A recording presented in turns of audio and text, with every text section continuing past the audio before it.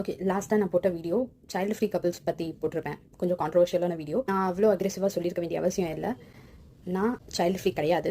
I'm a parent and I'm happy parent.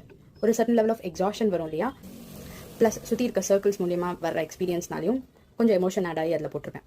But என்னோட concept இதுதான். நான் ஒரு எக்ஸாம்பிள் வச்சு சொல்கிறேன். Okay, consider this. இதுதான் என்னோட கொழுத்தாத்தா. அவருக்குன்னு சில ரிசோர்ஸஸ் இருந்திருக்கு, சொத்து இல்லை நாலேஜ் எதுனால வச்சுக்கோங்க. ஓகேவா, ப்ரிவிலேஜாக இருக்கவங்களுக்கு ரெண்டுமே இருக்கும், இல்லாதவங்களுக்கு எதுவுமே இருக்காது. இப்போ அவர் என் தாத்தா ஜென்ரேஷன் வளர்த்தப்போ, என் தாத்தா தனியாக வளர்ந்ததில்லை, கூட்டு குடும்பமாக இருக்கும்போது ஒரு என்டையர் வில்லேஜே வளர்த்து. அம்மா அப்பா கிட்ட மட்டும் குழந்தைங்க வளராது, கூட்டு குடும்பத்தில் எல்லாருமே பார்த்து வளருவாங்க. இந்த ரிலேட்டிவ்ஸில் வந்து நல்லவங்களும் இருக்காங்க, சில கெட்டவங்களும் இருக்காங்க. But anyhow they were brought up with a village and some resources.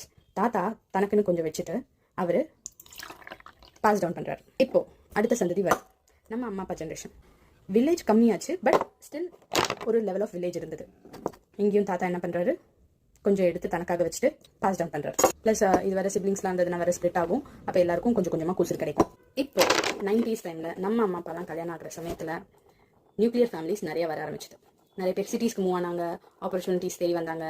கவர்மெண்ட்டும் அந்த சமயத்தில் வி ஆர் ஓவர் பாப்புலேட்டட்னு சொல்லிட்டு குடும்ப கட்டுப்பாடு இதெல்லாம் இனிஷியேட்டிவ்ஸ்லாம் நிறைய ப்ரமோட் பண்ணி வீட்டுக்கு 2 பேர் இருந்தால் போதும் அப்படின்னு சொல்லி நிறைய ப்ரமோட் பண்ணாங்க. இவங்க 2 பேரும் சோலோவாக வளர்த்தாங்க. இதுதான் நம்ம ஜெனரேஷன்ஸ். யாருமே இல்லாததுனால அவங்களுக்கு மேலே எக்ஸாஷன் வந்திருக்கும். அதனால அவங்க வைலண்ட்டாக நிறைய பிஹேவ் பண்ணி நம்மளை ட்ராமடைஸ் பண்ணிட்டாங்க. அவங்களோட இருக்கிற ரிசோர்ஸஸை வச்சு என்டையராக நம்ம கிட்ட தள்ளிட்டாங்க. ஸோ இப்போ அவங்க ஒன்றும் இல்லாதவங்களா இருக்காங்க. நம்மளுக்கு என்ன கடமை, நம்மளுக்கு நம்ம கப்பு ஃபீல் ஆகலை, நம்மளுக்கே இங்கே வாழ வக்கில்லை. ஓகேவா, நம்ம அம்மா அப்பாவும் வக்கு இல்லாமல் தான் இருக்காங்க. நம்ம என்ன பண்ணணும், இவங்களுக்கு கொடுக்கணும் ஓரளவுக்கு. ஏன்னா படிக்க வச்சாங்க, கொடுத்து தான் ஆகணும். ஒரு அட்வான்டேஜ் ஆனால் என்ன இருந்ததுன்னா, நம்ம அம்மா அப்பா சமயத்தில் ரிலேட்டிவ்ஸ் தான் வில்லேஜில், பட் அந்த இடத்துல நெய்பர்ஸ்னு ஒரு வில்லேஜ் வந்தாங்க. அம்மா அப்பா பிஸியாக இருக்காங்க அப்படின்னா பக்கத்து வீட்டுக்கு போய் பக்கத்து வீட்டில் டைம் ஸ்பெண்ட் பண்ணுறது. வில்லேஜ் வந்து மாறி போயிருந்தது, பட் வில்லேஜ் இருந்தது. 90s டைமில் நான் கான்ட்ரவர்ஷியலான டைம். பசங்களை வந்து இவங்க கிட்னாப் பண்ணிட மாட்டாங்கன்ற ஒரு நம்பிக்கையில் இன்னொருத்தர் வீட்டுக்கு அனுப்ப முடியும். இப்போது கம்மிங் டு ஆர் ஜெனரேஷன், எனக்கு ரிசோர்ஸும் இல்லை, நான் வாழ்கிறதுக்கே வைக்கல. 2 பேரும் சம்பாதிச்சு தான் நாங்கள் வாழணும்னு இருக்குது. ஓகேவா, எங்களுக்கு இந்த வில்லேஜ் ப்ரிவிலேஜும் கிடையாது. ஸோ 2 பேரும் எக்ஸாஸ்ட் ஆகிட்டு போடுற எஃபர்ட் பத்தாமல் உட்காந்துக்கிட்டு இருக்காங்க. சில பேர் they are going for child free options அப்படின்னா we can understand why they are choosing this. இவங்க இந்த இடத்துல ஸ்டெப் இன் பண்ணி நாங்கள் இருக்கோம் அப்படின்னு சில பேரால் இது பண்ண முடியும். ஸோ அந்த இடத்துல கொஞ்சம் ப்ரிவிலேஜ் இவங்களுக்கு இருக்குது.